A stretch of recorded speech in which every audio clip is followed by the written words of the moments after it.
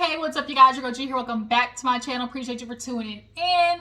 Now, look, I want to apologize because I totally forgot about love during lockup. Now, y'all know on my channel, we love good trash TV, love after lockup, life after lockup, love during lockup, just all the lockups.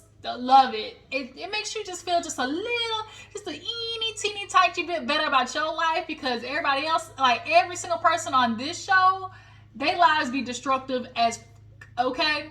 Now we have some new people this season. I only was able to watch this episode like 1.5 times, so forgive me if I mess up the names and stuff like that, but the storylines nonetheless, y'all know. So let's not waste no time and go ahead and get into it, because I definitely want to talk about Love and Marriage Huntsville, y'all. The Scott brothers, that's how I feel about them. Every time I just want to look at them and go, just disgust. What are you doing? Sorry, I was looking down there at our new addition, Polo. Y'all know Polo, my little teddy bear. But yeah, you guys, love during lockup. Let's go ahead and get into it. So we all remember, let's start with somebody that we all remember, which is Ty. She was in that mess with Boston and Hottie. So Ty basically said she's gonna stay with Hottie. I don't know why. She said, you hit her and him, made it to, pull through, decided to get over that. But, in pure nigga fashion, give them one, give them an inch, they take a mile. She, I guess, gets a ring by his cousin or something like that from what was happened on the previous episode. Nonetheless, she is proposed to by Hottie. Now, she's feeling some type of way because she gets this information that she's not the only fiancé. And the girl who brought the information was like, when he brought up, having a fiancé, he ain't mentioned your name. He talked about a bitch by the name of Boston. So of course Ty's feeling like, this bitch again? Like again? Here we go. Round 2, ding ding ding. Because Ty was whooping up on that ass last season.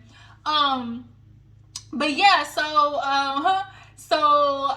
Ty, she, basically meets up with, like, I think it's Hottie's cousin. His cousin over at the cemetery, because yeah, nigga gonna be dead if when she keep finding about all the information, all the bullshit he keep doing, which I don't even know why she's shocked. She's like, I just don't understand. I thought me and him pulled through. We got over the shit with Boston last time. I thought we was, we were moving on and doing better than that. I was like, you're dating an inmate. Like, all these niggas do is have time to lie. Like, that's literally all they have time to do. They're not going to let go of any woman, that is putting money on their books.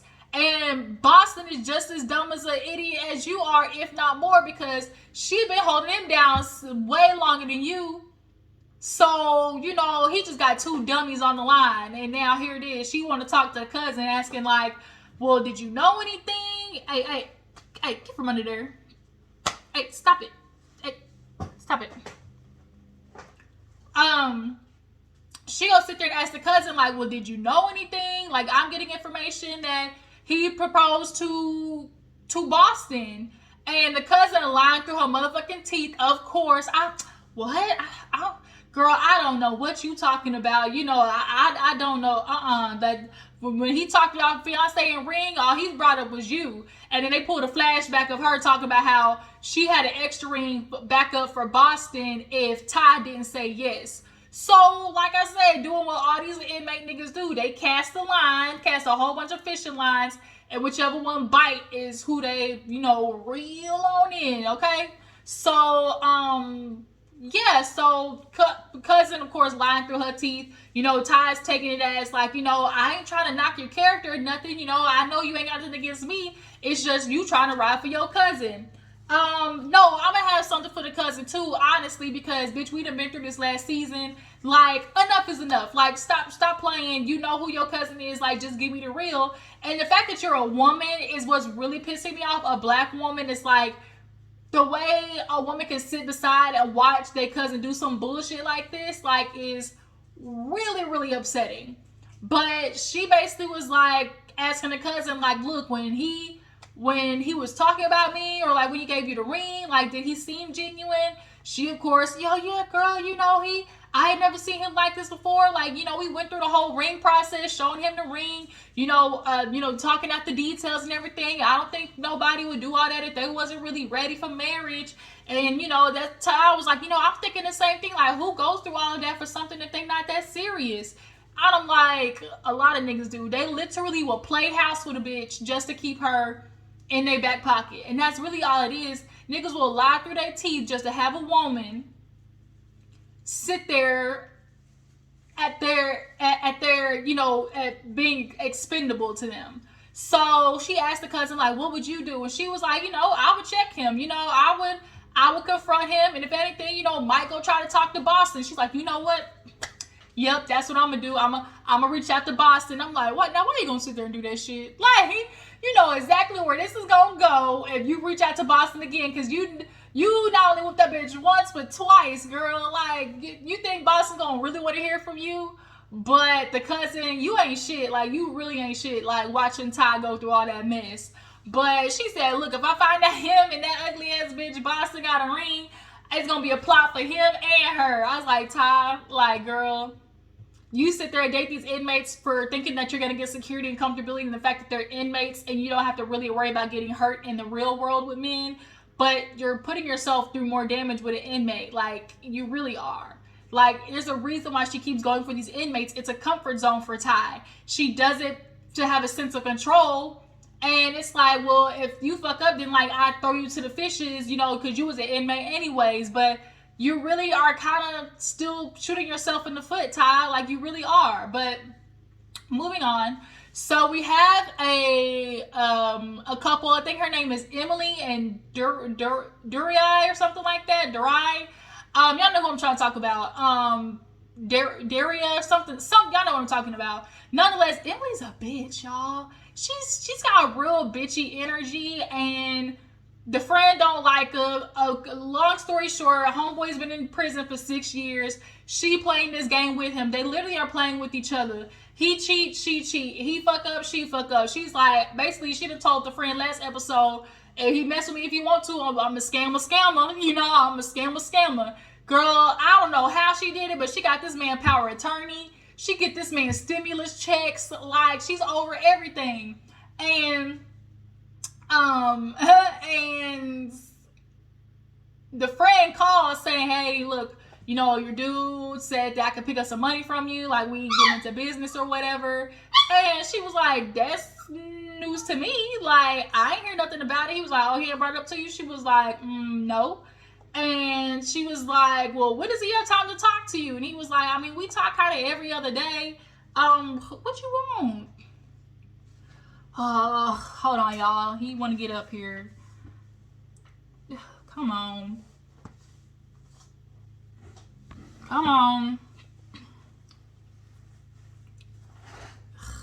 Goodness. You better now? Y'all know who it is. Y'all know who it is. Little Polo. So yeah, Emily basically was like, you ain't getting no money over here.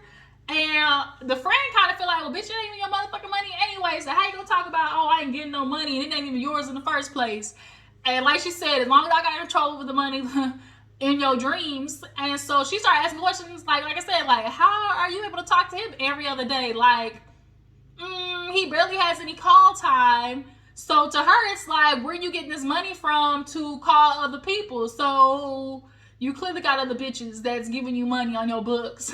Nonetheless. And bruh gets off the phone because she told him, like, yeah, nice try. Not happening. Like, it's not happening. She's like, oh, if he want to play with me, I can play with him too. Like, why are you in a relationship with him if you know you're going to be doing this toxic shit back and forth with each other, Emily? Like, she enjoys him fucking up because she gets to get back at him. Like, that's what she likes doing. The friend, what's his name, Smoke or something like that, she was like, I don't like him. He called himself trying to interject in our relationship. And later on this season, they definitely gonna have some conflict. But nonetheless, like, she just carries real bitchy energy. Just really does. Like, she's with the shits, basically. So who else do we have? We have Chelsea and Mikey. So Chelsea is actually deaf. She had a, I guess, friend or something like that, which basically told him like, hey, I got a friend, she's cute, but she's deaf, but link up, and he was like, okay. And ever since then, these two have been messaging back and forth or whatnot. And this episode, she basically told him, was like, I wanted him to be my dad. And the time that he was supposed to meet her dad, all of a sudden, homie gets a mini stroke. So, of course, she's freaking out, like, wanting information, and all she keeps getting is everybody else. Like, everybody else, is his friends, on the inside, his little inmate buddies are sending her emails and stuff, like, oh, we can't reach him, he's in the hospital, like, his face went droopy, he was numb, just a whole bunch of stuff. And so the dad actually ends up calling and asking about him, and the dad gets information from like the little captain that, oh, he's fine, he's good. When he's able to make a call, he will. We've been having a lot of inquiries about him, from a female. So he's like, do you know the woman's name by chance? And he was like, no, but I know it was a woman and a daughter. So I don't know why the dad didn't relay that information to Chelsea. I don't know why he didn't, but he was like, oh, he's okay. I'm like, so you ain't gonna tell her about the daughter or the other woman? Because that sounds like pertinent information, Dad. But now she's freaking out because it's just like, who's lying to me? This don't sound right. Even her friends are like, this don't sound right. Like, they can't tell you what hospital he's in. Like, if he can't talk or doesn't have, if it is put up, how is he able to tell the friends to email you? He got enough. Like, the friend was like, how to get his JPay? Like, you need the login and all that type of stuff like that. So it's like, clearly you had to give that to him. But if you have enough time to give your friends the JPay, you ain't got enough time to give Chelsea a call.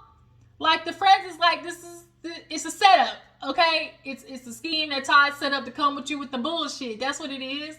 But Chelsea, girl, she over there freaking out, and she has already trust issues. So the friend is like, I hope Chelsea get it together with this dude, but it ain't looking too good with Chelsea and Mikey. Like, he might have lied about having a stroke, because in the way the email said, it was like, if you don't hear nothing from us, that means we didn't get any new information. So until then, like, it almost like the friend said, it almost came across like, if you don't hear nothing from us, like, don't reach back out. Basically, like, I ain't got nothing else for you. So it's like, I'm just supposed to forget? Like, I'm just supposed to not ask? Like, I'm just supposed to not check in? Like, the fuck? So yeah, we'll see how that plays out. Moving on. Melissa and Louie. Melissa need help. She is a girl, like she said, she's been boy crazy since second grade. She been out there hoeing a long time. She been out there hoeing, using her body. She uses her sex appeal to get these dudes to make herself feel better, obviously. But nonetheless, this is a situation of these people actually went to high school together. She was like a cool underclassman, but he was like, the cute hot guy of high school.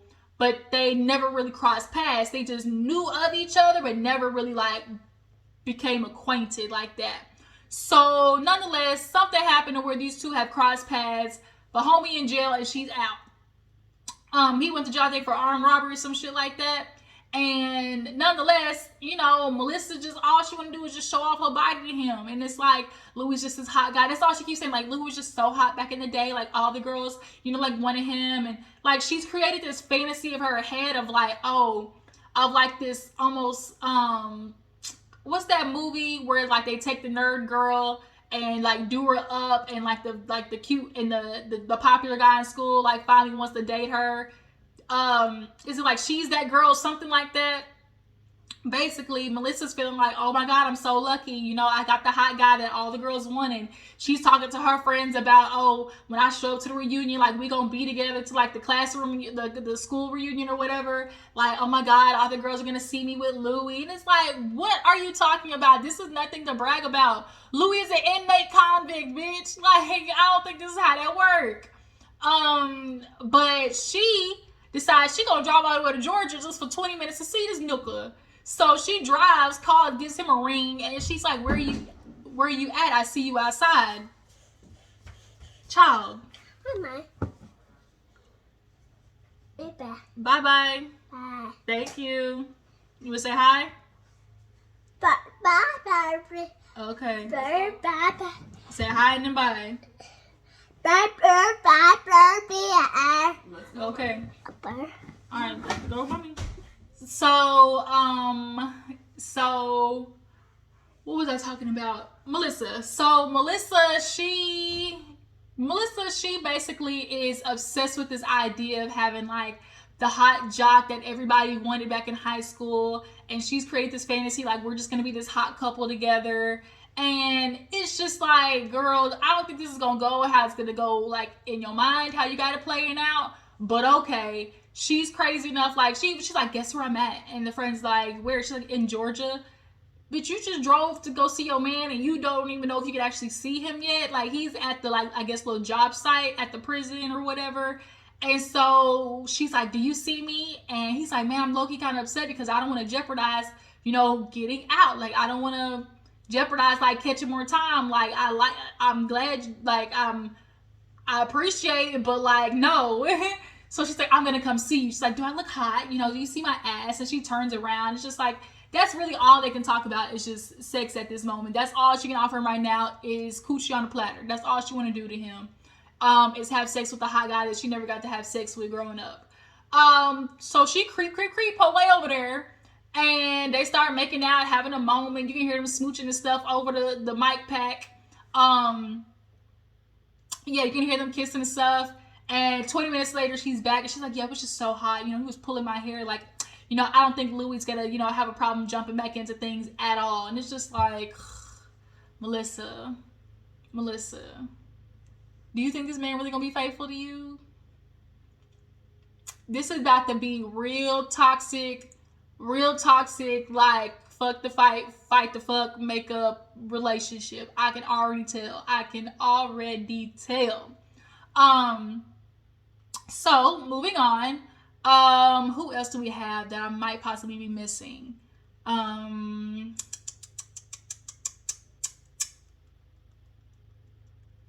So there's a woman with a name, with the dude, his name is Dustin. Now, Dustin is 27, y'all. I can't think of her name right now, but she's 44 with the daughter, and she's moving all the way, I think, to Tennessee to get with this man. Y'all, she was a nurse for 13 years.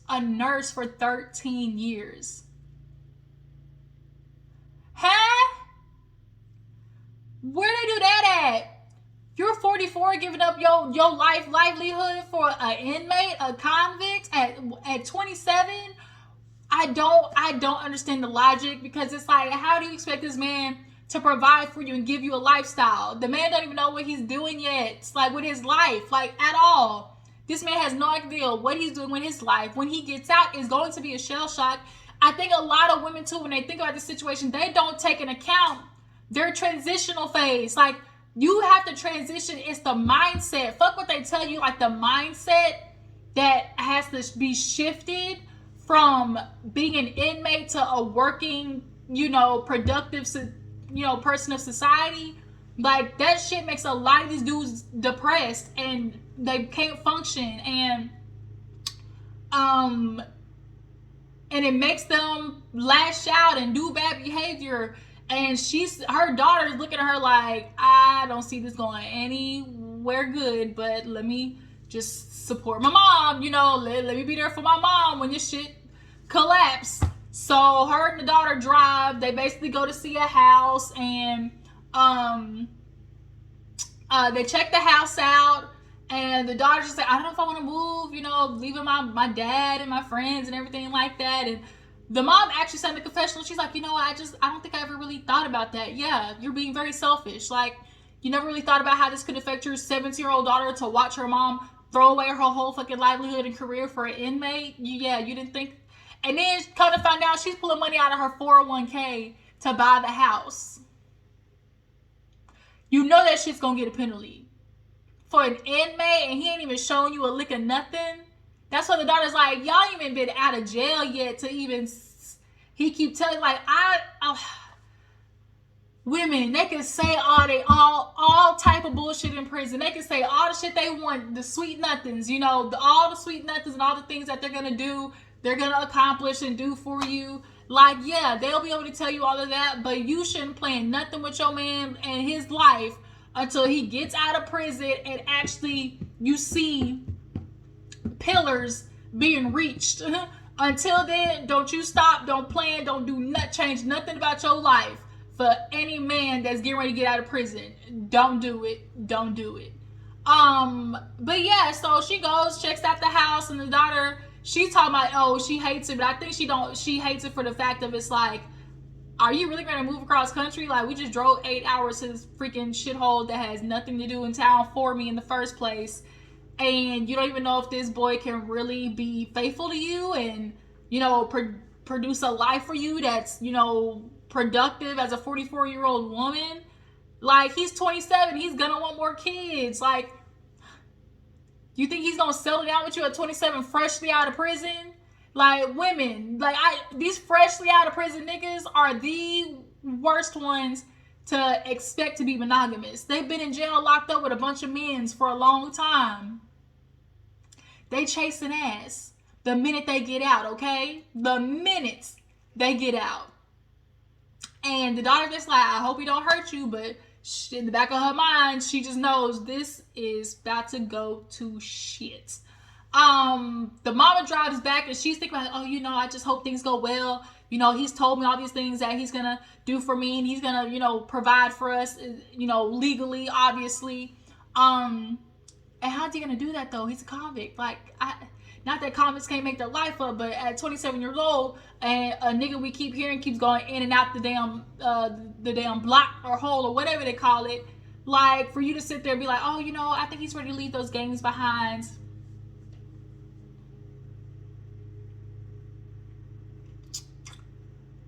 Where are you getting this from? Like, I just don't understand of like how women convince themselves of the fairy tale that just don't exist. Like, I don't know how women do it. I don't get it. I don't know how they do it. I don't know how they do it. I don't know how they fucking do it. But yeah, the daughter just kind of like, okay, let's see how this plays out. Oh, I know the last couple. So last but not least, there's this dude, Michael and what's the other girl? She like mixed or something like that, mixed Latina, Hispanic, and he's like a hip hop artist too. Of course, he's basically another hottie. They're getting married. They've been together and, you know, been riding since the beginning of COVID, everything. They went 2 years without seeing each other in COVID, and they're ready to get married. So she's like, I'm not waiting no more. He not waiting no more. Even though he literally only got 60 days till he come out. They're going to go get married. He sprung it up on the family. They started crying. And so she's thinking like, oh my God, like they're going to hate me, you know, going forward. Like his family may hate me, you know, but the sisters of Michael seem to be pretty cool and, you know, accepting her in, you know, doing her hair before the wedding and things like that. The sister, of course, is like, you know, Mikey, he's Mikey, Michael, he's Michael, all right. Even the mama was like, got up from the table. She was like, this is Michael. He don't know how to be faithful. Michael don't know how to stay out of trouble. Michael just can't get right, boss. Like, he can't get right. So to watch him try to sit there and marry this chick don't seem to be the smartest. So they are approved for 4 people. So her mom and her daughter and his mom and his daughter are, you know, going. The mom, of course, is asking questions like, how do you feel? Like, do you feel like you're ready? He's ready. You know, I never envisioned my son getting married, you know, especially like this. So how are we going to feel when he gets out and has to travel? And, you know, he's going to be around a lot of people and, you know, a lot of girls, you know. And she's like, you know, I'm comfortable. Like, it's, you know, it's Michael versus Mike, you know, his stage name. That's just his job. So, you know, I'm okay with that. And then so her mom asked, like, well, if he goes to Florida or Miami, like, what about the times like you can't go? She's like, well, what do you mean what I can't go? Why would I be able to go? So she's like, well, I mean, of course there's going to be times that, you know, the kids are going to come into play. You know, who's going to watch the kids? Basically, mama was letting her know, you ain't ready to come out here and let this nigga leave me with your babies to take care of while you go and roam the streets with this nigga. It ain't happening. Like, don't feel like I'm a babysit for you all the damn time when you go want to go out there and fool la la and lollygag with homeboy, because it ain't happening. Not on duty, not on duty. Mama's letting her know, figure out your babysitter situation, because bitch, it ain't gonna always be me. That's what I do know, that, okay? But she's like, oh, you know, that's a bridge that we'll cross when we get there, but you know, I haven't thought about that bridge yet. And it's like, a lot of times, it's like when people be asking y'all questions and y'all hit them with the, well, we'll cross that bridge when we get there. Like, that feels so stupid to me. Like, pre-plan. It does no good for you to just be like, we'll cross that bridge when we get there, because if you could already know what you're going to do and a plan of action and all that type of stuff like that, you're not in a freaking whirlwind and you have somewhat of an idea of how to handle things, you know? You gotta stop being, you know, unrealistic. Like, girl, you think that's how this is gonna go? Y'all gonna go there, get married, you know, you got 60 days left. Like, do you think this is how this is gonna work out? I guess. We gonna see how this turns out. She got her little white dress on, you know, trying to go in there with the dun dun dun dun dun dun dun. And you know, Mikey, he does, oh, I love her and all this type of stuff like that. But it's just like, okay, we'll see how this plays out then. We'll see how this plays out. But the mama, Michael's mama, she ain't here for it, because she's like, I know my son. He ain't shit. Like, and I be appreciative of the moms who can let the girl know, like, I don't know if you want to do this, baby. And women, when the mama is like that, listen, take heed, because that's her son and she know. But yeah, you guys, love During Lockup. Tell me how you feel about the episode. Sorry it took so long, but we're going to get into everything. This season looks really interesting. But make sure to follow me on Instagram and Twitter, and I'm going to catch you guys in the next one. Bye.